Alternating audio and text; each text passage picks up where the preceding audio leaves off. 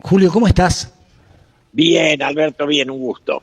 Bueno, realmente hoy estuvimos quizás más molestos que costumbre porque yo tenía mucho interés en hablar con vos de lo que se conmemoró ayer, que fueron los 50 años del golpe y que, bueno, nos obligan a una reflexión. Y yo digo, este tema lo tengo que reflexionar con Julio, porque Julio no solamente fue un actor directo en ese momento, sino que nos puede contar de alguna manera cosas que nos permitan tener una idea más cabal de todo esto que hoy está en el consciente y en el inconsciente colectivo, y por eso tanta gente se moviliza. Bueno, Alberto, yo escribí una nota en Infobae ayer. La vi. Hermosa, te felicité y todo, ¿sí? Sí, básicamente porque hay un tema que es clave. Perón le dio todo a la guerrilla, todo. Y la guerrilla nunca entendió que el futuro de la sociedad es la democracia. Y en eso, a veces, por reivindicar los derechos humanos, en los cuales todos estamos de acuerdo, la lucha de las madres y las abuelas, pero después de eso no puede venir la valorización de las ideas de los violentos, porque ese tema es absolutamente distinto, claro, ¿no? Déjame que le cuente a la gente. El título de la nota de Julio en Infobae es Las complejas raíces de la violencia política en la Argentina. El testimonio de un protagonista evidencia matices cruciales en la relación entre las organizaciones armadas, el retorno de Juan Domingo Perón y la fracturada convivencia democrática bajo amenazas de violencia y represión.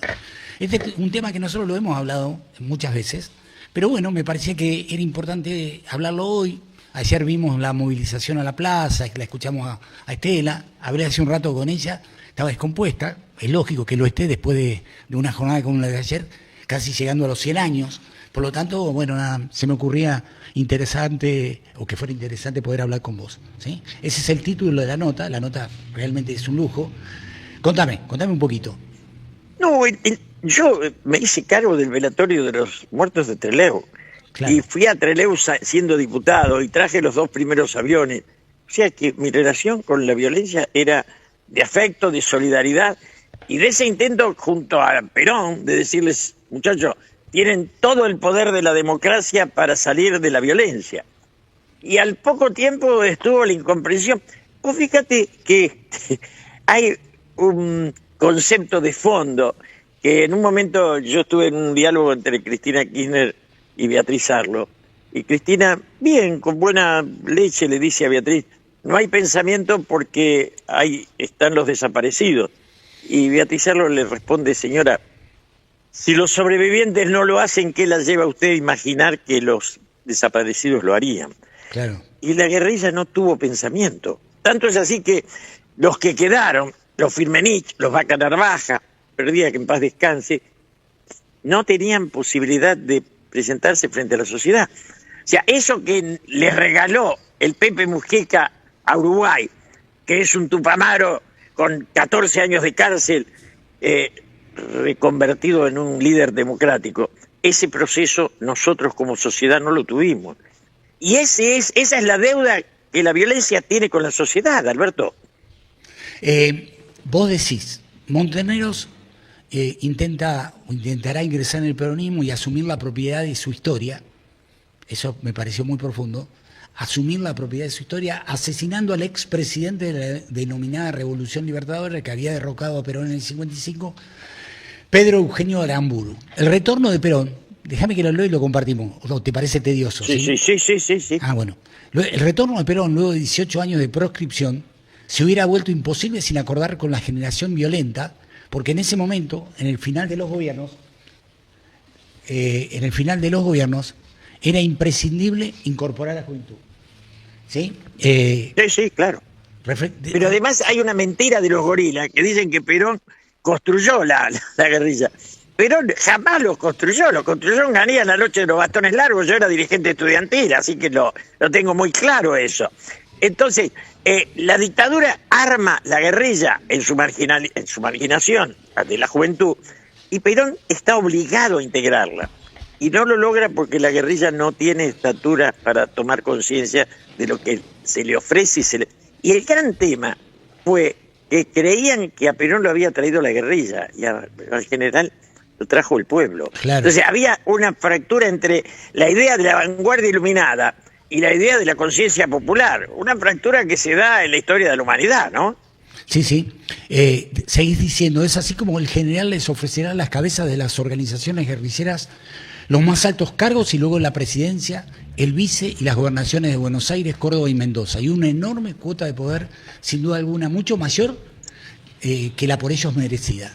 Desde lo testimonial, cuando en el 72 se produce la masacre de Trelew, me hice cargo, bueno, y ahí estás contando un poco lo que vos estabas contando, me hice cargo del velatorio de los fusilados en la sede partidaria de Avenida de la Plata, y luego ya como diputado pasé más de un mes entre dialogando, discutiendo con los presos que no imaginaban que la democracia tuviera la capacidad de liberarlos.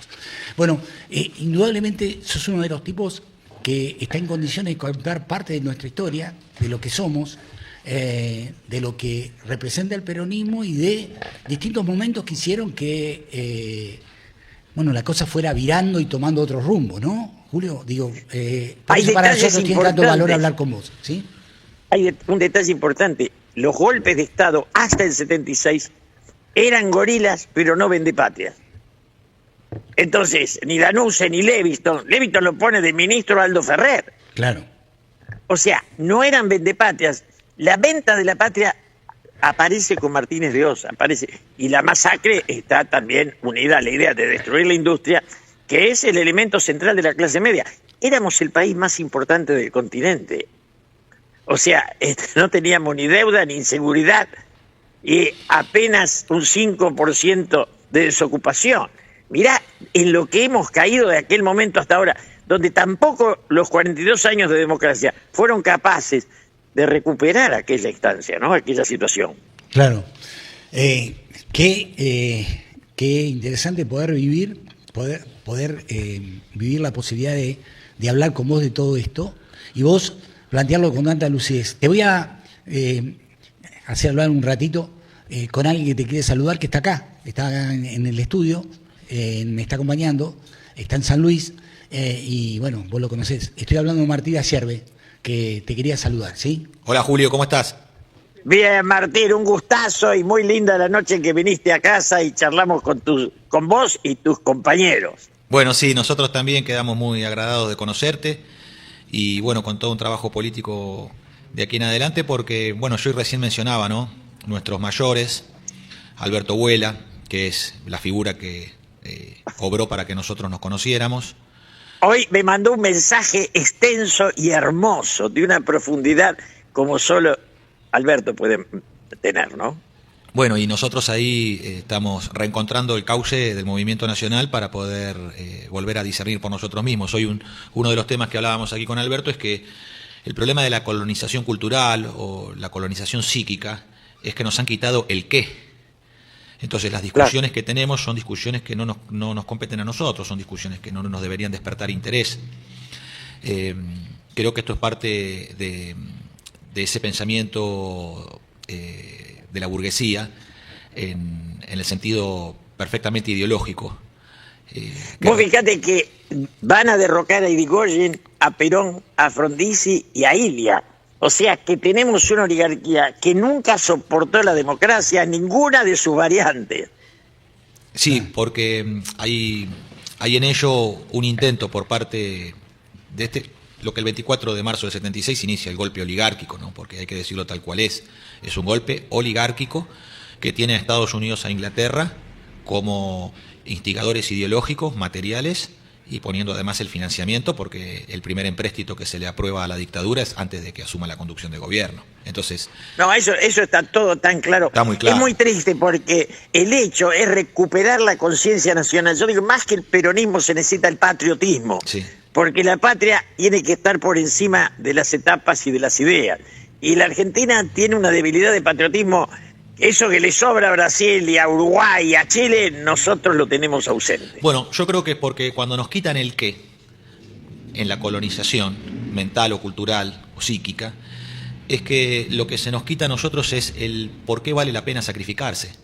Exactamente. Entonces, al quitarnos a nosotros el orden del sacrificio, el orden sacrificial de por qué vale la pena sacrificarse, por qué vale la pena dar la vida, y esto está tensionado en una grieta absurda y falsa en su dominio, que es la del kirchnerismo contra los liberales de Milei, el pueblo argentino ahí no tiene dimensión sacrificial, por lo cual comprometerse con un proyecto nacional, con un proyecto que lo integre en el movimiento nacional, con una causa común de los argentinos. Y en eso el kirchnerismo es un error, no cabe duda, y ayer también era una fractura en la plaza, ¿no? Sí, una claramente. plaza que cuando fue por Perón era de humildes obreros, y ayer era más de clase media, lo cual también implica un cambio de la realidad de nuestra sociedad. Yo reivindico la plaza de ayer, pero nos costará bastante encontrar quien la conduzca, quien ponga en paralelo las voluntades que todavía están diseminadas, ¿no? Sí, bueno, una Martín, corriente... pará, déjeme decir esto. Martín quiere, ¿sí? Martín quiere que como para empezar, es algo, ¿no, Julio? Digo, querer... Yo a Martín lo aprecio, lo respeto y en lo que pueda colaboraré con él, porque tiene muy claro el proyecto nacional. Y Alberto Vuela es un filósofo de los pocos que nos quedan, muy pocos. Te digo, el mensaje que me mandó hoy era en relación a esta nota que yo escribí, y era el dolor de los peronistas, que vemos que se habla de todo menos de aquel momento de la historia en el cual la Argentina llegó a su mejor nivel en el continente, y eso era por Perón. Claro.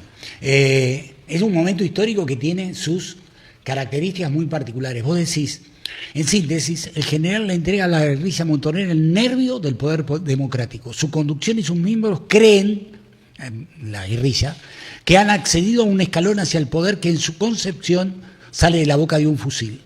Pasamos Pero, mucho... Sí. Alberto, yo me acuerdo del día del retorno del general en Puente 12, donde yo me peleo, y no digo ni con quién porque ya no están, porque le digo, tomemos el palco con la policía. Si somos el poder, el control lo tienen que hacer las fuerzas del orden. Sí. Y ahí se arruina el retorno de Perón, con una multitud enorme. Y eso es porque se cree que lo popular, que el caos puede ser más importante que el orden. Y el orden era para Perón la clave, el orden es el Estado, no hay otro, ¿no?